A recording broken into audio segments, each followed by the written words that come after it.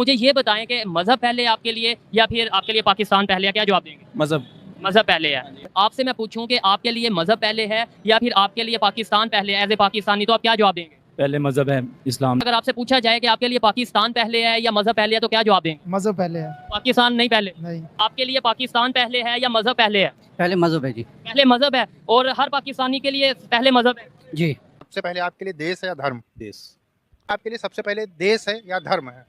अगर देखा जाए तो धर्म जो है ना वो देश से मतलब देश ज़्यादा बड़ा है, धर्म छोटा है। अक्सर पूछते रहते हैं, न्यूज़ में देखा होगा या टीवी चैनल पे देखा होगा कि आपके लिए देश पहले है या आपका धर्म पहले है। इसके ऊपर आप क्या कहना चाहेंगे? ऑब्वियसली देश पहले है, धर्म क्या चीज होता है? आप क्या कहेंगे? मैं भी यही कहूंगी कि हमारे लिए देश सबसे ज्यादा इंपॉर्टेंट है, क्योंकि और चीजें बाद में होती, कुछ भी होता है हमारे देश को होता है तो सबसे पहले सारे एकजुट होकर हमारे देश के लिए लड़ते हैं। कोई ये नहीं देखता कि धर्म कौन सा है, क्या चीजें, तो देश ज्यादा इंपॉर्टेंट होना चाहिए। પ્રકાશભાઈ આપકા હાર્દિક સ્વાગત કરું છું અને મારો એક પ્રશ્ન છે કે તમારા માટે ધર્મ પહેલા કે દેશ પહેલા? 100% ધર્મ. કેમ? જો એના માટે તમારે સમજવું પડશે. તમે આજકાલના મજહબી લોકોને જુઓ છો ને તો એ લોકો બહુ ગર્વથી એવું કહે છે કે અમારા માટે સૌથી પહેલા અમારો મજહબ. તો પછી આપણો તો અનાદિકાળથી ચાલ્યો આવતો ધર્મ છે. પણ ધર્મ કેમ મહત્વનો એ તમારે સમજવું પડશે. મારો ધર્મ એટલે સનાતન ધર્મ. એનો મતલબ થાય છે આપણી ફરજો, એ ચાહે દેશ પ્રત્યે હોય, પ્રકૃતિ પ્રત્યે હોય કે વિશ્વ પ્રત્યે હોય. મારો ધર્મ મને શીખવાડે છે કે જ્યારે દેશ માટે જરૂરત પડે તો સૌથી પહેલા દેશ માટે પોતાની આહુતિ આપવી. મારો ધર્મ મને વસુદેવ કુટુંબકમની જે છે વિચારો એ મને શીખવે છે.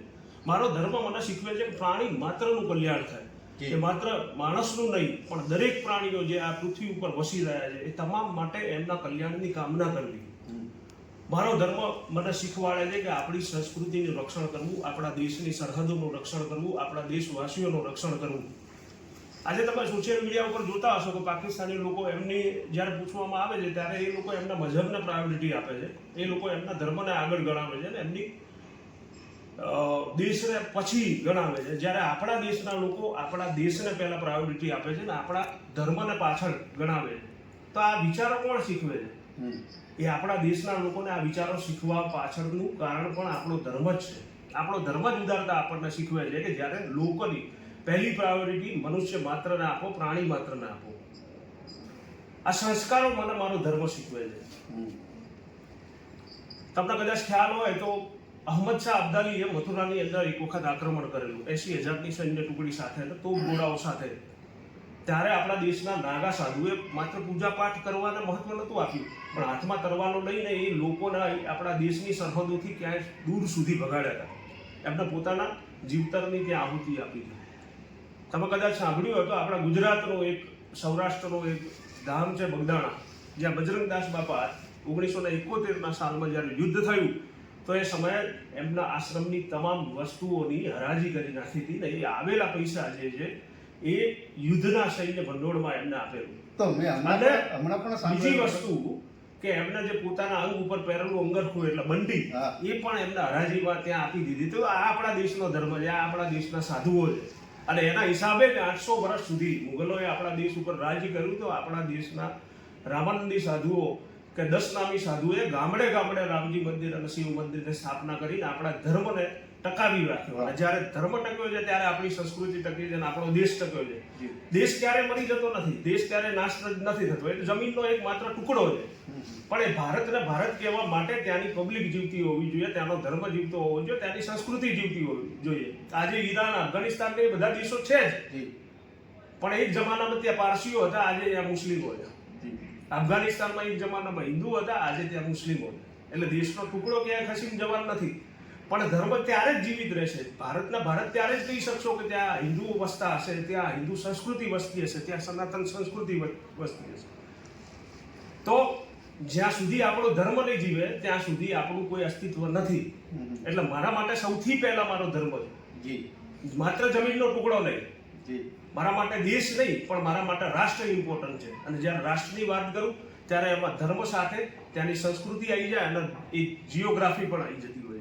તો સાધુ સંતો કહે છે ને કે ખાલી આપણે કઈ એમને શાસ્ત્રો પર નહીં પણ શસ્ત્રો સાથે. આપણા સાધુઓ શસ્ત્ર અને શાસ્ત્ર બંનેમાં નિપુણ છે. એક હાથમાં માળા અને બીજા હાથમાં ભાલા. તમે યુપીના જે છે મુખ્યમંત્રી યોગી આદિત્યનાથ જી તો એ કહે છે કે મારા એક હાથમાં માળા છે તો બીજા હાથમાં ભાલા છે. અને આ દેશમાં જો કોઈ દુર્વ્યવહાર કરવાની કોશિશ કરી કે આ દેશના મેલી નજરે જોવાની કોશિશ કરી ત્યારે એ લોકોની ખેર નથી. આજે એ પરિસ્થિતિ પાકિસ્તાન સામે જવા થઈ રહી છે. તો તમે જેમ પ્રકાશભાઈ જે ભજનદાસ બાપુનું ઉદાહરણ આપ્યું ને, એમ મેં હમણાં જ એક વિડીયો જોયો હતો જુનાગઢના મહાન સંત જેનું નામ છે ઇન્દ્ર ભારતી બાપુ, એમણે પણ લલકાર કર્યો છે કે પાકિસ્તાનને મિટાવી નાખો, હું મારું તમામ સંપત્તિ દેશ માટે આપું. હું એટલા જ આવા માટે સાધુ સંતો આપણા દેશમાં છે. હું એટલા જ માટે કહું છું કે આ જે તમારી વિચારસરણી છે એને ડેવલપ કરવાનું કામ એ આપણો ધર્મ કરે છે. આપણે કોઈ દિવસ કોઈ રાષ્ટ્ર ઉપર ક્યારેય પ્રહાર નથી કર્યો પહેલી વખત, કે ક્યારેય આપણે ઇન્વેઝન નથી કર્યું, કોઈ રાષ્ટ્રને આપણે ગુલામ બનાવવાની કોશિશ નથી કરી. પણ જ્યારે કોઈ બીજા દેશે આપણને છંછેડવાની કોશિશ કરી ત્યારે એનો જવાબ આપવામાં આપણે ક્યારેય કચાશ નથી કરી. હજારો વર્ષોથી આ લોકો સપનું જોવે છે ગજવાય હિન્દનું, પણ આજે એ હિન્દ ઉપર એ લોકો સક્સેસ નથી જઈ શકતા. એનું કારણ એ છે કે આપણે હિન્દુઓ, આપણો ધર્મ એ એક બાજુ વાત કરે છે અહિંસા પરમો ધર્મ. તમે સાંભળ્યું છે ગાંધીજીનું સૂત્ર કે અહિંસા પરમો ધર્મ, પણ એની પૂરી લાઈન છે કે ધર્મ હિંસા તથૈવ ચ. જ્યારે ધર્મની જરૂર પડી ત્યારે અહિંસા વહિંસા બધું બાજુ મૂકી દેવામાં આવશે, ત્યારે એ લોકોને જડબાતોડ જવાબ આપવામાં આવશે. એટલે દુનિયામાં એકમાત્ર ધર્મ એવો છે સનાતન, જે હજારો વર્ષોથી ચાલ્યો આવે છે ને, ચાલતો રહેશે. જી. અને જ્યાં સુધી સનાતન જીવતો છે ત્યાં સુધી કોઈની બાપની તાકાત નથી ભારત સામે મેલી નજરે જોઈ શકે. અને પાકિસ્તાનને ખબર પડી જશે એને કે ભારત શું ચીજ છે. જો કે 2-3 વખત આપણે એમને સમજાવી દીધું છે, પણ પેલું ગુજરાતીમાં કહેવત છે ને, કૂતરાની પૂંછડી વાંકી ને વાંકી, એ સુધરશે નહીં. એ 10-15 વર્ષે ભૂલી જાય, એટલે એકવાર એને યાદ કરાવવું પડે. સાચી વાત છે. તો આ હતા પ્રકાશભાઈ સાધુ, અને એમનો જે વિચારસરણી છે એ ધર્મ પહેલા અને દેશ પછી, કારણ કે ધર્મથી જ આપણા દેશની તમારી ભૂલ થાય છે. હજુ ધર્મ અને દેશ બંને એક સિક્કાની બે બાજુઓ છે. જી. બરાબર. જ્યારે તમારો ધર્મ હશે ત્યારે 100% દેશ પહેલા જ રહેવાનો છે. એટલે અને ધર્મનો મતલબ એમ નહીં કોઈ પૂજા પદ્ધતિ કે મંદિરે જવું, માળાઓ કરવી કે પૂજા પદ્ધતિ કરવી, કર્મકાંડ કરવા, એ ધર્મ નથી. મેં તમને પહેલા કીધું કે ધર્મ એટલે ફરજો.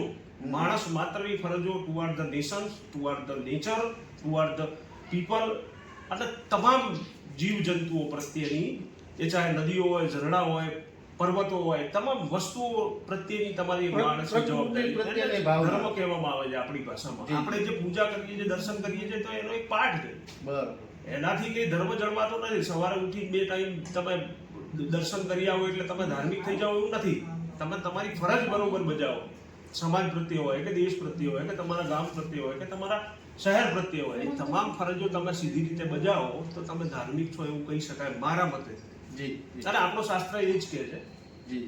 તો આ હતા પ્રકાશભાઈ સાધુ, કે એમનો વિચાર એમને રજૂ કર્યો છે, અને આપને જે અમને આ જે જ્ઞાન આપ્યું, સમજણ આપી, એ બદલ પ્રકાશભાઈ આપનો ખૂબ ખૂબ આભાર. જય શ્રી રામ. જય શ્રી રામ. જય શ્રી રામ.